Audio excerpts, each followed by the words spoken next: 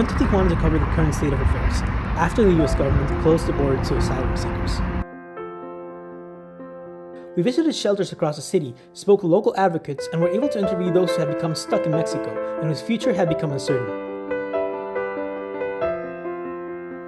During our time in Tijuana, we went to 3 shelters and spent time with advocates at a local legal support nonprofit. While each shelter and each person's story we heard were unique, they all had one thing in common. People felt trapped, unable to go back to their home that they were fleeing, and unable to start a new life in the U.S. Over and over again, we heard people say that they wanted to do things the quote-unquote right way. Those in Tijuana were the ones that decided to trust the U.S. asylum system, get the CBP One app, and wait months for an appointment, despite the potential risks. And now, those people are being punished. It was a heartbreaking experience, but also, without a doubt, some of the most rewarding journalism I've ever done.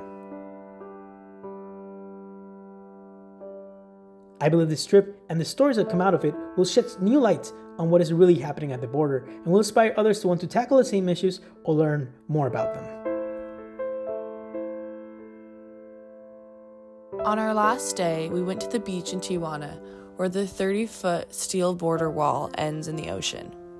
We saw the writing on the wall, posters and art pasted on, and more missing posters.